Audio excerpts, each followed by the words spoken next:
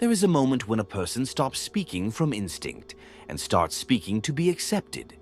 It does not feel dramatic. It feels reasonable, polite, mature. You choose words more carefully. You soften edges. You withhold certain thoughts. Not because they are false, but because they might cost you something. From that moment on, approval begins to shape identity. Life shifts quietly from inner direction to external permission. Before we go any further, pause for a moment. Write this in the comments. I stop explaining myself to people who have not earned access to me. Not for visibility, not for agreement, for commitment. Because if you are not willing to stand behind that sentence, everything you are about to hear will stay theoretical. And if this way of thinking feels uncomfortable, subscribe now. Not out of loyalty, but because what follows is not designed to please, and it is not meant for everyone. Most people never consciously choose approval. They drift into it. Approval begins as safety. Praise feels like confirmation. Agreement feels like belonging. Over time, it becomes a reference point, a quiet authority. You start checking reactions before decisions.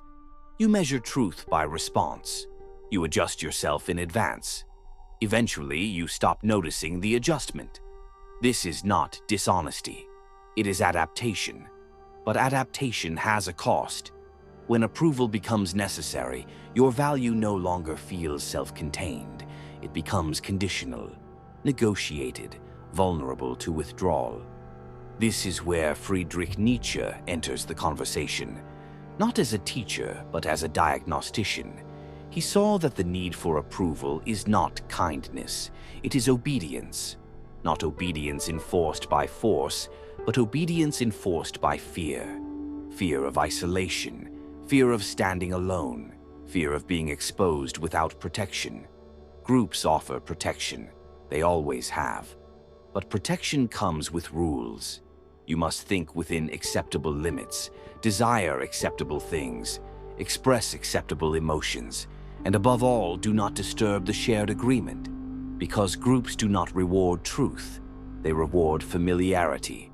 This is why originality is first punished, why difference is treated as threat, why independence is reframed as arrogance. The problem is not that people disagree with you. The problem is that agreement has become a condition for worth. Once this happens, self-censorship becomes automatic. You stop asking certain questions. You abandon instincts that feel dangerous. You trade authenticity for peace, not loudly, quietly, gradually. And because the trade happens slowly, you barely notice it, until something begins to dull. A low-grade dissatisfaction, a quiet resentment, a sense of being unseen, even when surrounded by people. Because they do not know you. They know the version that survived socially. This is where internal conflict begins. Not between good and bad, but between who you are and who you learn to be. Over time, that conflict hardens. Strength that is not expressed does not disappear. It turns inward. It becomes bitterness, judgment, moral superiority, passive resistance. Nietzsche gave this a name, resentment. Not anger, but suppressed will disguised as virtue. Weakness is reframed as goodness. Compliance becomes kindness. Fear is renamed humility. Self-sacrifice is praised not because it is noble, but because it keeps everyone level. Approval thrives in this environment because approval keeps people manageable. Here is the question that destabilizes everything. What if discomfort is not a warning, but a signal? What if the friction you feel is not evidence of error, but evidence of growth? What happens when you stop needing approval? The first thing that happens is silence. Not emptiness. Silence. You stop narrating yourself. You stop explaining every choice. You stop defending your presence. You speak less, not because you have nothing to say, but because you no longer need to perform. This silence is often misunderstood. It is read as distance, coldness, withdrawal. In reality, it is internal alignment. When you are no longer negotiating your worth, you do not need constant output. The second thing that happens is loss. Some people drift away, others misunderstand you, some accuse you of changing. You have. When approval no longer governs you, certain relationships lose their foundation.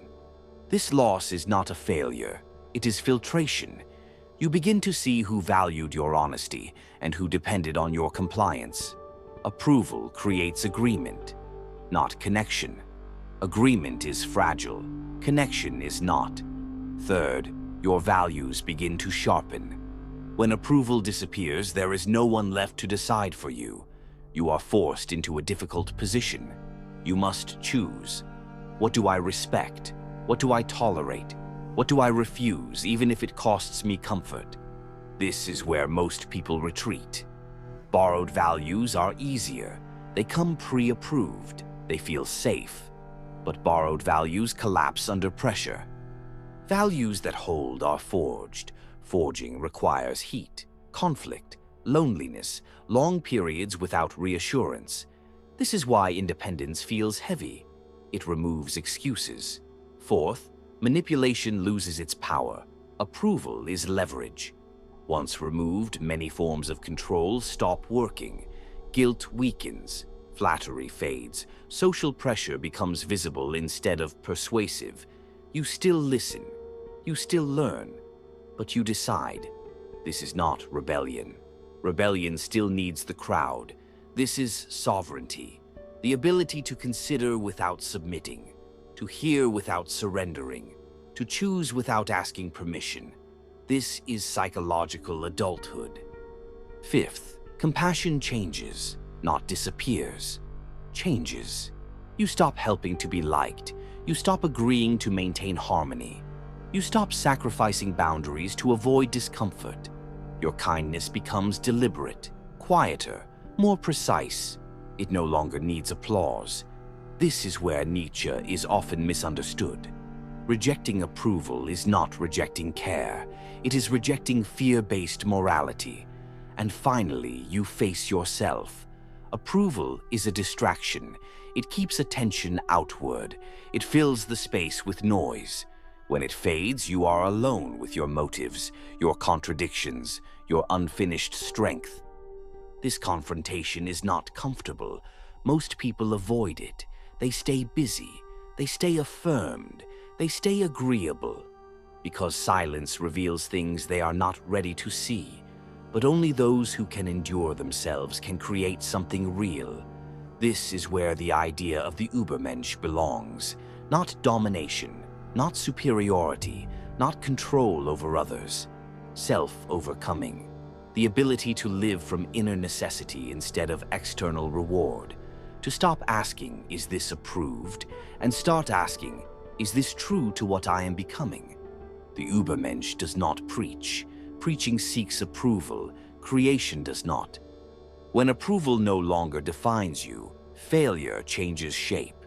It no longer feels like humiliation. It feels like information. Because your worth is no longer tied to perception. This path is rare, and it is costly. You may be misunderstood for long periods. You may lose identities that once felt secure. You may stand alone in rooms you once belonged in. The price is paid up front, but the reward is internal coherence. When your actions align with your values, when your silence aligns with your beliefs, when your presence no longer needs justification. This is what happens when you stop needing approval. You stop asking permission to exist as you are becoming. And for the first time, your life feels authored, not managed. That is not comfort. That is dignity. If this clarified something you have felt but never fully named, stay here. Subscribe. Not because you agree with everything, but because this channel is for people who would rather be internally aligned than externally approved. And if you want to mark this moment, leave one sentence in the comments. I choose coherence over approval. Say it once, then live it quietly.